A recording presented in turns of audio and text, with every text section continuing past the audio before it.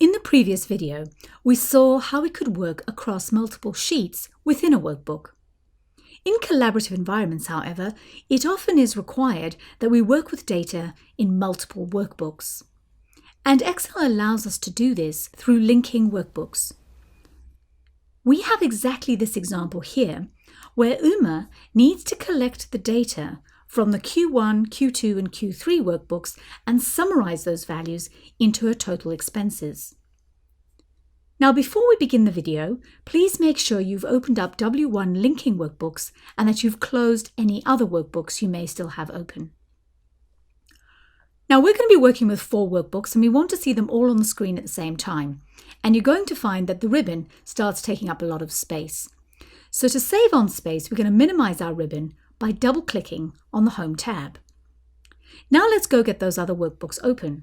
So I'm going to press Ctrl-O. I'm going to come to Browse, navigate to where your workbooks are stored, and then can you please select Expenses Q1, hold your Shift key down, select Q3 so they're all selected, and click Open. Now all 4 workbooks have been opened, but it would be much easier if I can see them all on the screen simultaneously. To do this, we can use the Arrange All function. This is available on the View tab, but there's a great little feature I'd like to show you called Tell Me What You Want to Do. It's quite new, and if you click in here and start typing what you want to do, Excel will actually give you a short list of things that meet your criteria. And yeah, Arrange All. So I'm going to click on that. I do want them to be tiled, and I'm going to say OK. And they are all 4 of my workbooks laid out nice and easy for me to use.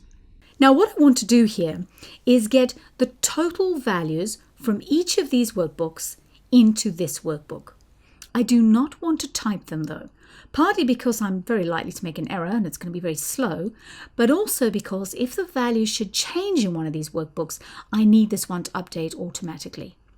So we're going to use exactly the same technique we used when working across worksheets, and you'll see it works almost exactly the same with one small exception. So start by clicking in C7 and type equals. Now I'm going to come to my Q1 workbook, click once to select the workbook, and then click on the field you want to pull through. Now just have a quick look at this formula. It's got first the name of the workbook, then the name of the worksheet, and then the cell. But it's done something different. It's applied an absolute cell reference. And this happens automatically when working across workbooks. Now we're going to copy this formula in a moment, so we want to get rid of that. So to do that, just press your F4 button 3 times. Absolute cell reference gone. Now to get to the next cell, I'm going to press Tab. And let's repeat that process. So equals, come to HR Expenses 2, click in that total field, F4 3 times to get rid of our dollars, and Tab. And the last one now, we're going to get our Q3 total, and of course turn off our dollars, and enter. Now what we've done there is we've pulled through the values from the workbooks, but we've also linked our expenses workbook to our 3 quarterly workbooks. And what that means is if a value changes in one of them, it will update here as well. Let's test that theory. So let's say, for example, in Q1, Carlos actually did 400 Ks in January. So I'm going to come to his miles driven. I'm going to change that to 400, press enter, and note that when I do, the miles driven here automatically updates. And if I were to undo that change, we're back to where we started. And the good news is relative cell references still works. So if I come into here, select my top 3 calculations and drag them down using my fill handle, the values are pulled through.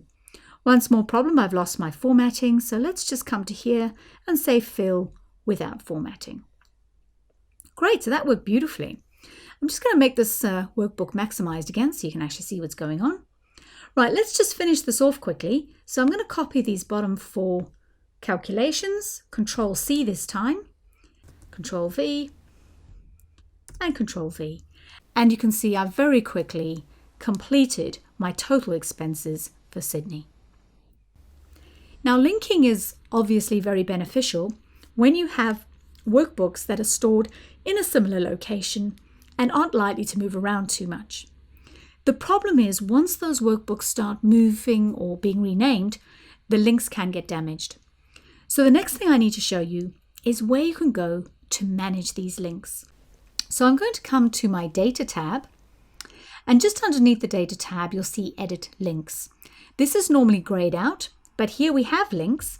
So when we click on it, we can now see our 3 linked workbooks. If one of these links becomes damaged, we just click Change Source, and it will let us go and correct it to where the workbook actually is located or what it's called. I'm going to click Cancel because it's fine. The other option we have is to break a link.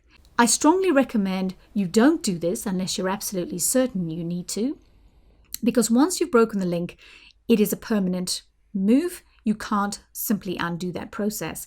But let's see what happens when we break the link to our Q1 workbook. So I'm going to click Break Link. There's my warning. I'm going to go ahead anyway.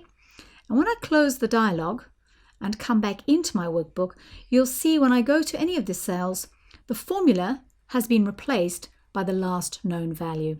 So I've completely lost that link, and the only way to get it back is to repeat the process we did earlier.